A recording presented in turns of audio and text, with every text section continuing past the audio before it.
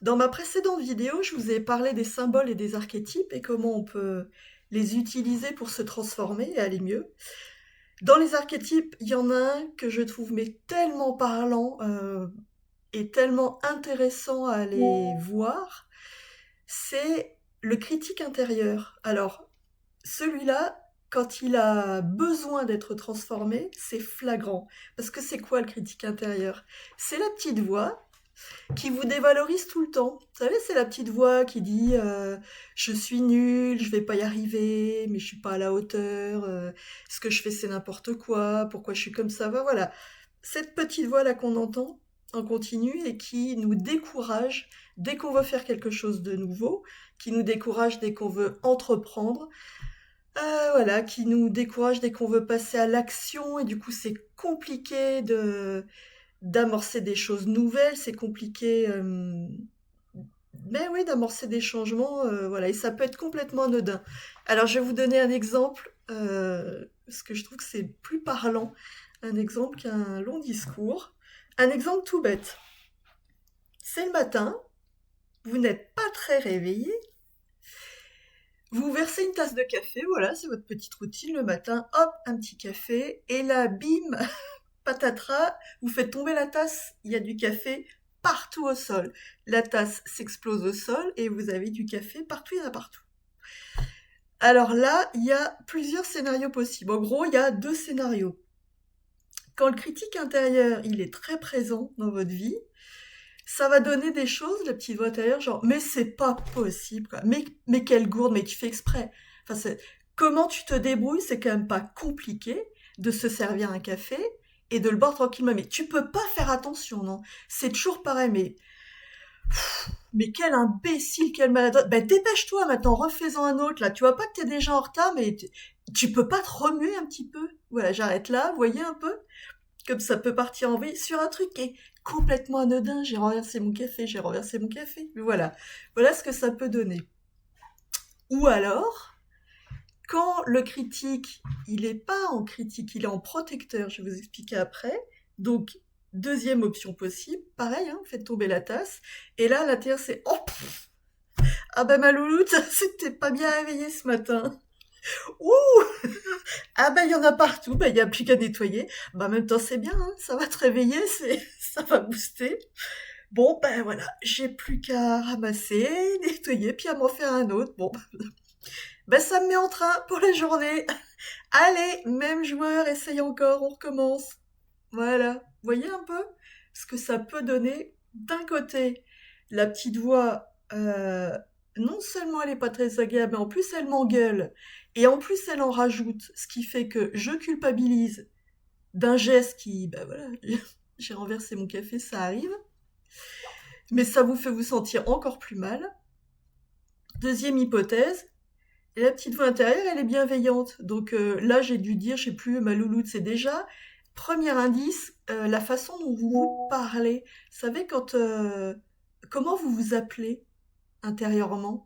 D'un côté, c'était imbécile, espèce de gourde, voilà. De l'autre côté, c'est un petit mot tendre que vous allez donner à quelqu'un que vous aimez. Ben là, si vous vous aimez vous, le petit mot tendre, il peut s'adresser à vous aussi. Et puis dans le deuxième cas, bah c'est bah ça part à la rigolade. Bon bah voilà, j'ai fait une bourde, ça arrive. C'est pas, je vais pas mourir, c'est pas à la fin de ma journée, à la fin de ma vie. Vous voyez un peu? Donc, quand on est tout le temps en critique et quand la petite voix à l'intérieur, elle nous dévalorise tout le temps, c'est donc le critique intérieur. Alors il vient d'où ce critique?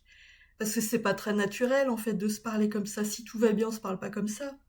Ben, c'est que quand on est petit, tout petit, tout petit, tout petit, qu'on est vraiment un tout petit enfant, bébé, puis petit enfant, il y a cette part instinctive en nous qui est là. La part instinctive, c'est la part qui va nous faire réagir, c'est ce qui fait que voilà, un tout petit enfant, ça va pas. Il va faire quoi? Il va mordre quelqu'un, voilà, le copain, la copine qui a pris son jouet, et ben instinctivement le petit va se défendre, il va mordre. Voilà, ça c'est instinctif. Ça peut être aussi, ben, l'enfant lui prête pas assez d'attention, là il a besoin de sa maman, et la maman elle est occupée, et ben, du coup il en a tellement besoin, c'est son instinct, il a besoin de sa maman, il va se mettre en colère, il va se rouler par terre et va hurler. Vous voyez, ça c'est l'instinct. OK. Sauf que quand on grandit après, évidemment, ben, on voit rarement des adultes se rouler par terre, pleurer, crier, hurler. Pourquoi? Parce que on est éduqué par nos parents, toutes les figures d'autorité. Après, ça va être les instituteurs à l'école, les profs quand on est plus grand. Ça va être les personnes qui nous gardent si les parents travaillent, les grands-parents. Voilà, toutes ces figures d'autorité. Elles vont nous amener petit à petit, elles vont nous brider quand on est enfant. Parce qu'on vit en société et qu'en société, il y a des règles et pour nous apprendre le respect de ces règles, le respect des autres, et ben chacun fait comme on lui a appris. Et du coup, ça va être quoi? Ça va être ben, ne pleure pas, sois sage, tiens-toi tranquille, ne viens pas me déranger là. Tu vois bien que tu me déranges. Là, non, pas maintenant. Et puis va te coucher, c'est l'heure de dormir. Mais mange, t'aimes pas, mais si goûte, mange. Vous voyez, hop, toutes ces injonctions. Donc qu'est-ce qui se passe là? Ça vient, ça entre en conflit avec la part instinctive. Donc, cette part-là, elle va se transformer parce qu'elle va voir qu'elle peut plus s'exprimer. Quand elle s'exprime, elle se fait gronder, c'est pas bien. On va lui dire tais-toi, sois sage, voilà, sois obéissant, on va la réprimander. Donc elle s'adapte, cette part-là. Et elle s'adapte comment?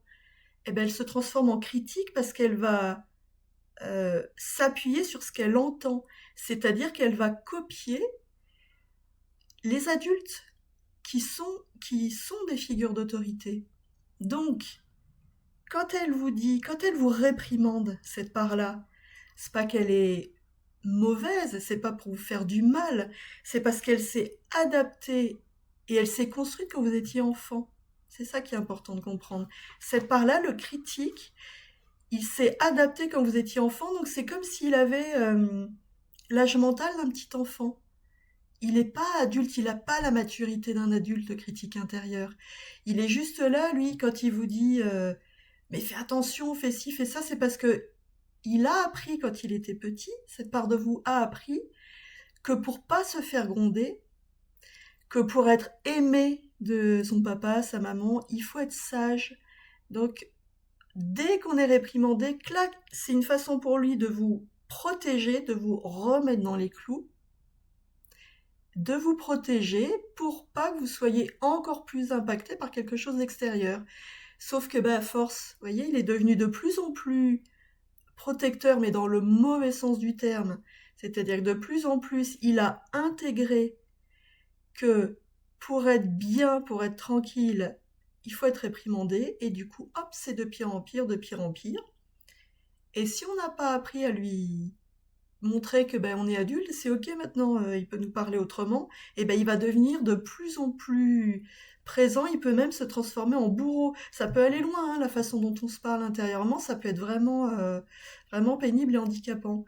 Donc, cet archétype, puisque le critique intérieur, c'est un archétype intérieur, ça peut être très intéressant d'aller travailler en expansion de conscience pour le transformer et pour le transformer en protecteur, c'est-à-dire pour qu'il redevienne ce qu'il était à l'origine, non pas un critique, mais vraiment un protecteur. Et pour qu'il vous protège, eh ben, il y a ce besoin de lui montrer que là vous êtes adulte et que justement il peut faire autrement. Voilà, ça c'est tout un processus qu'on peut faire, que vous pouvez faire. C'est pas moi qui fais hein, quand je vous accompagne, mais que vous pouvez faire en état de conscience augmentée, en expansion de conscience. Et après, ce que ça change, c'est que petit à petit, à votre rythme, ben vous allez passer de je me dévalorise tout le temps, je m'engueule, ça va pas, à je me parle avec bienveillance et il y a cette part en moi qui non seulement est bienveillante, mais en plus est là pour m'encourager et pour m'aider à entreprendre, voilà, qui va me soutenir quand je décide de changer quelque chose dans ma vie ou ouais, quand je décide de faire quelque chose de nouveau, enfin voilà, de sortir des sentiers battus, de sortir de ma zone de confort. Voilà, c'est vraiment un archétype que je trouve très très très intéressant d'aller voir et au besoin de transformer parce que vraiment ça change tout. La façon dont on se parle, ça change tout dans la façon dont on aborde la vie. Et c'est quand même vachement plus sympa d'aborder la vie avec la petite voix qui nous encourage plutôt que la petite voix qui va nous dévaloriser et nous culpabiliser. Ben voilà, écoutez, c'est comme d'habitude. Si cette vidéo vous a plu, merci de liker, de partager, de vous abonner pour vous tenir informé des prochaines vidéos que je vais faire. Et si vous voulez prendre rendez-vous avec moi pour être accompagné, mes coordonnées sont dans le descriptif de la vidéo. À très bientôt pour une autre vidéo.